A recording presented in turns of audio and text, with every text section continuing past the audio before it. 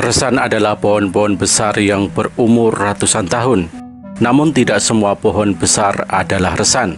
Hanya pohon besar yang berfungsi meningkatkan resapan air dalam tanah dan memiliki sistem perakaran untuk menjaga kontinuitas aliran mata air yang tergolong sebagai resan.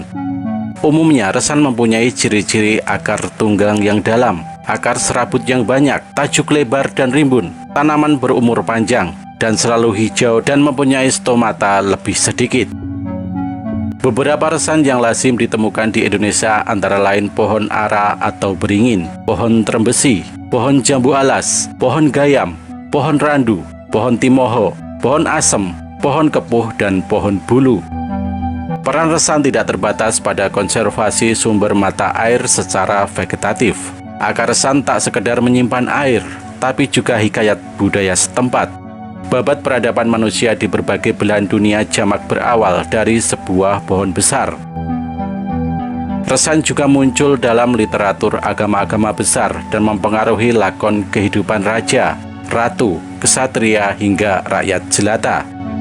Tradisi memuja resan lewat himne, mitos, dan seni telah dilakukan ribuan tahun, bahkan sebelum Asoka berkuasa di lembah Indus. Buddha diyakini mendapat pencerahan di bawah pohon besar. Dewi Mesir kuno Hathor muncul dari dalam pohon ara untuk menyambut jiwa Fir'aun di alam baka. Raja Sumeria Urukagina menulis soal pohon ara sekitar 5.000 tahun lalu. Raja Nebuchadnezzar II menanam pohon ara di taman-taman gantung Babilonia. Peradaban Romawi serta Yunani kuno menganggap buah ara sebagai kiriman dari surga. Agama Abrahamik meriwayatkan kesucian pohon besar di pusat surga.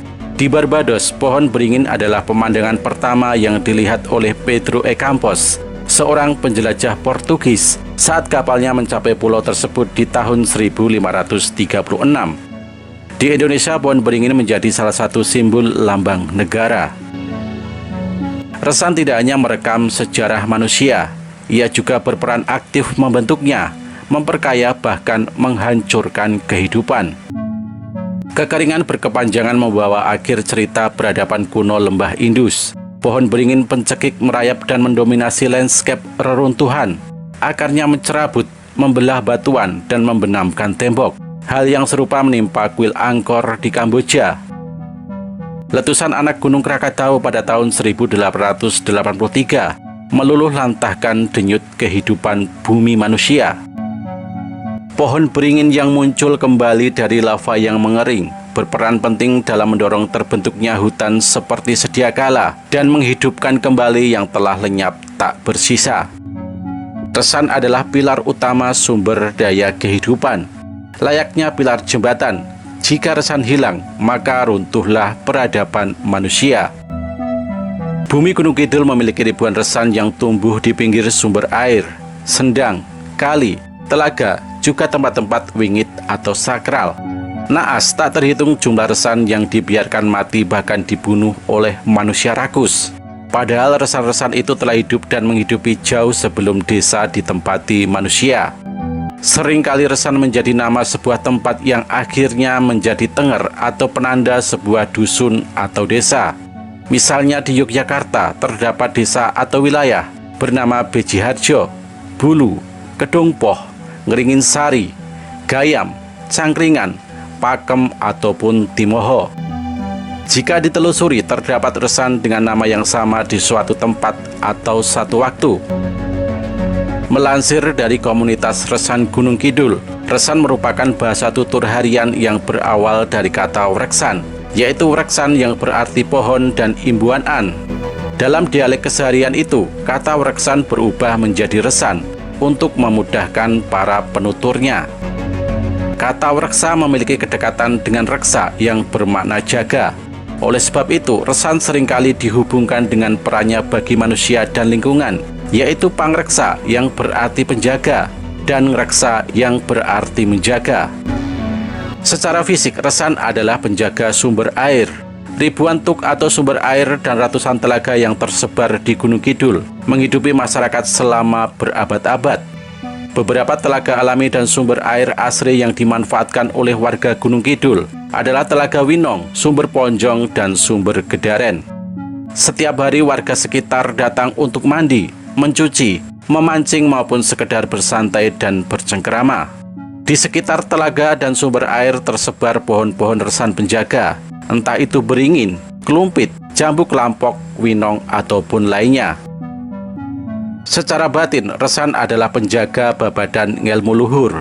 Dalam sistem ilmu pengetahuan Kulawangsa Jawa, resan juga diyakini sebagai petunggon, penanda, atau penjaga wilayah. Ada sebuah legenda mengisahkan seorang pengembara berteduh di bawah resan dan akhirnya membangun peradabannya sendiri sebagai leluhur bibit kawit cikal bakal di sana. Untuk menghormati tokoh leluhur itu, masyarakat lantas melakukan ritual doa di bawah resan dengan berbagai ubo rampe sesaji seperti ayam panggang, tumpeng, dan jajanan pasar. Mengutip teks unggahan Instagram dari komunitas resan, pohon besar, sumber air, batu, kali, tegalan, gunung, dan tetua wilayah berperan sebagai saksi, sekaligus pendukung kala doa dan persembahan diucapkan. Ketika resan dilibatkan dalam kehidupan sehari-hari manusia, niscaya manusia hidup dalam kemakmuran. Resan-resan di Sendang Gedaren adalah saksinya. Masyarakat sekitar setiap hari mendatangi Sendang untuk mandi, mencuci baju, atau memancing. Di dekat sumber air, persawahan asri terbentang sejauh mata memandang. Para petani sibuk bekerja sedari pagi. Di bawah kaki salah satu resan di Sendang Gedaren terdapat Arca Hyang Sri atau Dewi Sri, ibu bumi pelindung kelahiran dan kehidupan. Pemujaan terhadapnya berlangsung sejak masa pra-Hindu dan pra-Islam di Pulau Jawa. Beberapa orang mengirimkan doa kepada Dewi Sri atau Batari Sri dan meminta agar tanaman padi mereka dijaga.